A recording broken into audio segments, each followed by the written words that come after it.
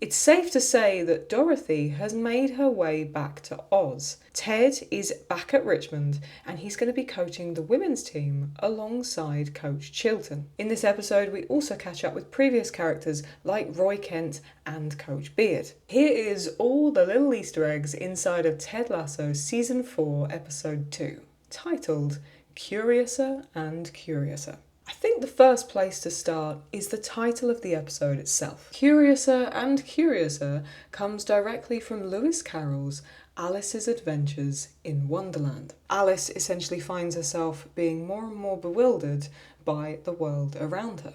And later in the episode, we meet Alice herself. But first, let's start with where it opens. Ted is waking up in Wonderland, and this time he's not staying at the previous apartment he was at, he's staying at May's pub. Ted, bless his heart, still not quite able to figure out British cereal. This time around is going for Shreddies Minis, whereas before we've seen him with a whole host of stuff, mainly Weetabix. So he's slowly working down to smaller and smaller pieces of cereal. So good on you, Ted. Now, he's not staying at his previous place because, well, basically there's some work being done in the area. Lovely little detail here is Ted saying nothing stays the same, which I think as well is a little callback to Alice in Wonderland. It's no use going back to yesterday because I was a different person then. Sadly, though, some things do stay the same, and the guy that keeps calling him a wanker shows up. Safe to say, not everything changes, even though we wish they would. Higgins, bless him, is desperately hard at work, trying to figure out how they can truly make this women's team flourish. This is where, in Wonderland, or Richmond,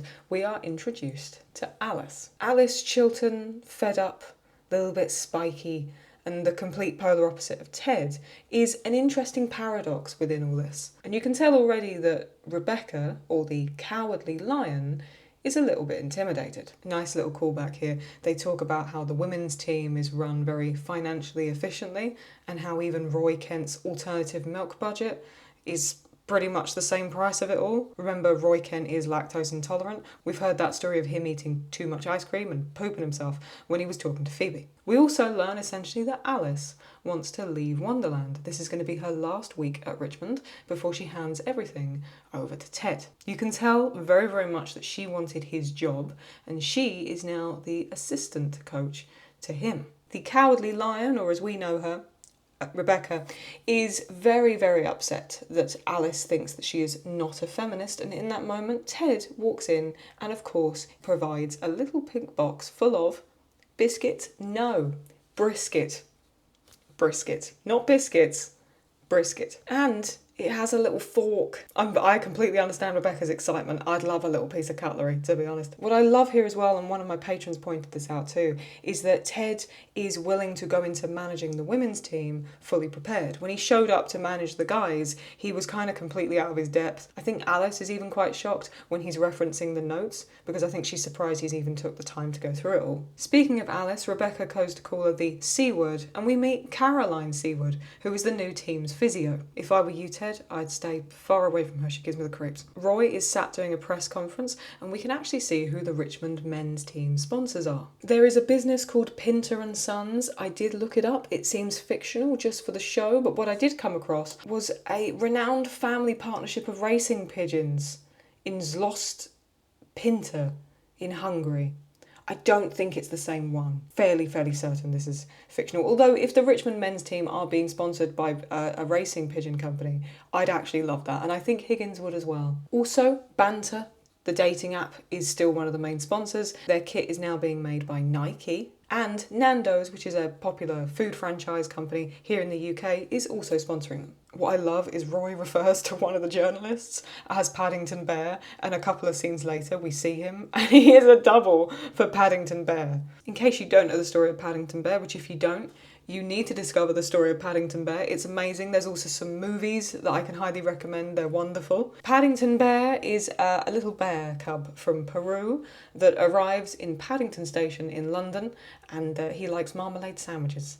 He's also very, very cute. I'm probably looking into this too much, but also, you know, Paddington is somebody that comes from across the pond, even though he comes from South America, and Ted is coming across the pond to England as well. Don't know, just a little bit of a similarity there. Either way, watch the Paddington movies, they're really, really cute. We also get to see him walk around the changing rooms, and this gives us the opportunity to see what players are still there. Obviously, the main ones that we can see that aren't there is Colin Hughes, Sam Obisanya, and Jamie Tart. We also learn in this episode that Jamie Tart has gone to play at Barcelona. Like we saw at the end of season 3, there is Phoebe's boob drawing that she did of her teacher, but also there's a couple of other photos up there, as well as a sign that says "Good luck, Uncle Roy." Beard isn't doing well for two main reasons. I think he's missing working with Ted, and he seems to have broken up with Jane. We do see him, however. He does pop up behind the blind, scaring Roy and me, and looks like a homeless lunatic. I love the way they've shown this sequence as well. He walks from the men's coaching area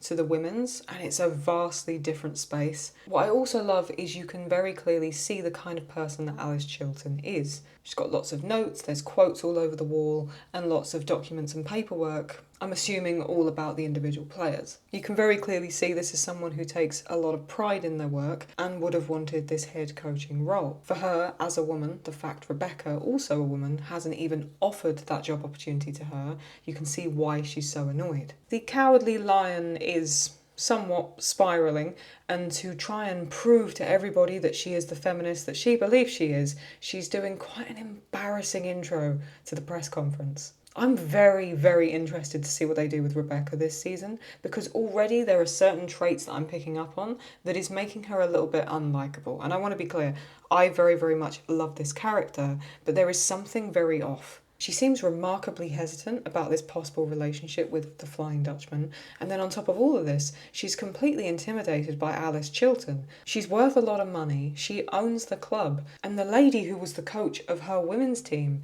is making her stand up against a wall to avoid her. We get a closer look at this conference room, and we can also see that silhouette of a trophy and 2025 on the wall, which is what I pointed out in the last video. I'm 99% sure this is the FA Cup, which means they possibly won that under the management of Roy, Beard and Nate. Roy is teasing Beard, basically saying, "Do you not want to go and watch your boyfriend?" Beard kind of scoffs and laughs it off, but we can actually see he's watching it, pretending to read a book. Now, concerningly, the book is The Time Traveller's Wife, which if you've ever read that or seen the movie with Rachel McAdams, you'll know that movie is heartbreaking. Basically, it's a tragic story about losing your loved one in quite obscure circumstances. I don't want to say too much in case it ruins it, but it really is making me wonder what on earth has happened between Beard and Jane. We get introduced to a lot of new characters, all the ones that play for the women's team. Just like with seasons 1 to 3 and the men's team, you're never going to get fully convincing professional athletes from a bunch of actors, but already I think they've done a good job. Yeah, there's a lot of just silly and kind of comedic content, which is completely understandable,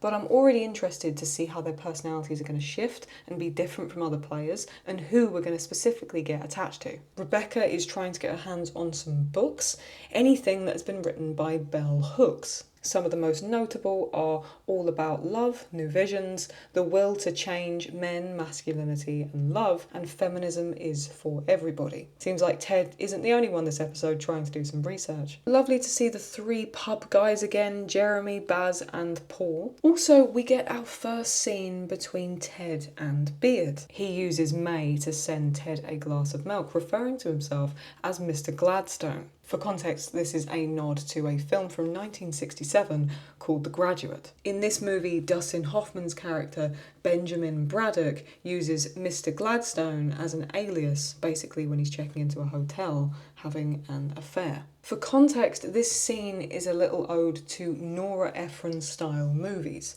I even have a little quote here from Brendan Hunt himself referring to it. He says, "It's more like a vibe reference. Again, not a specific Nora Ephron movie, but the times in Nora Ephron movies where Meg Ryan has another boyfriend and we know that she's not supposed to be with that guy.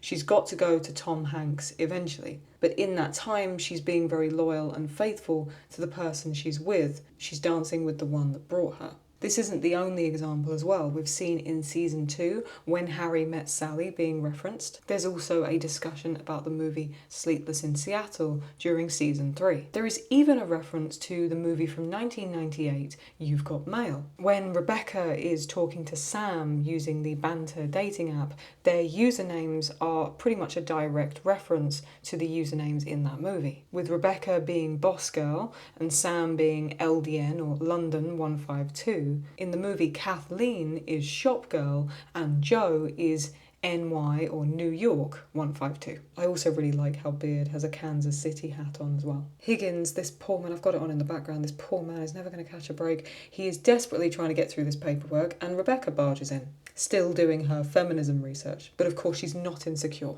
at all. She's not insecure. What I love here is Ted is trying to figure out each player's story, which of course was so crucial for the other characters that we got to know between season 1 and 3. I wasn't sure at first either when I heard that, Ted was going to be coaching alongside somebody else. I got so used to him with either Beard, Roy, or even Nate at certain parts in the show. But already I love the dynamic between him and Alice Chilton. I think it might actually be my favourite. The fact she's so miserable and closed off and he is the complete opposite, I just think is going to be hilarious as this season goes on, because you can already see the cracks forming. We know there is a more serious and damaged side to Ted, and we know there must be some damage and trauma behind why Alice is the way that she is, but already in this show we've got a smile out of her anyway. We see one of the players go down with a damaged knee and it turns out she's torn her ACL, which is exactly what happened to Chilton when she was younger. In terms of two soulmates being back together again, we also get to see Keeley and Roy. This felt so much like classic Ted Lasso. You've got Keeley gawking at him while he's doing handyman work, and Roy being so lovingly protective that he's a bit of a lunatic. I absolutely loved it. What do you mean you're making the light flicker to the point where the team feels like they're hallucinating? I do like as well here Roy is asking for advice from Keeley about Beard and whether he should let him go. Also, shout out to Jonathan. Great performance from him there. I feel he's massively underappreciated. He did his lines well, he was on his mark. Proud of him. Good job, Jonathan. Lovely details here as well. Chilton's surprised that Ted is still sat there waiting to hear if the player was okay. The fact that Alice calls her the starting striker and Ted immediately catches her out on it. So interesting to me to see Rebecca being like this. Of course, we've seen the insecurity with Rupert and even Bex. Do you remember the lady that he had a baby with? But to see her be so insecure with someone who, I hate to say it, but is insignificant at Richmond in many ways compared to other characters we've seen in previous seasons. I'm so curious to see how this plays out for the rest of the season. We also get this other really, really interesting scene between Rebecca and her mum, Deborah, who's played by Harriet Waters. By the way, if you haven't watched the TV show Silo, which is another Apple TV production, she plays a character called Walker in it. I can highly, highly recommend it. She is a phenomenal actress, and it's another show that I can assure you won't be let down by. I think she is as well one of the main characters in this series that just cracks me up. Every single scene that she's in, I will be laughing at something that she says. The absurdity of it all, but also the underlying meaning. Just Rebecca saying, "Mother, do you think I'm a feminist?" And she says, "Oh, of course not, I've raised you better than that." Just already showing the fallacies about feminism and what it is. The bit where she's talking about Alice and her mum just says, "Oh, she's, probably jealous of you," essentially, which is absolutely not what is happening. But I think it highlights really well the misunderstandings around feminism and what it's actually about. She has a very malicious side to her, I think, Rebecca, at certain points in time. But I'm interested to see what she is willing to do to help this women's team. We know there is financial pressure on it. I'm wondering how that's going to play out, and if Keeley finds out that things could go very wrong, how is that going to affect not only the dynamic between Rebecca and Keeley, but Rebecca and Alice and all the other characters as well.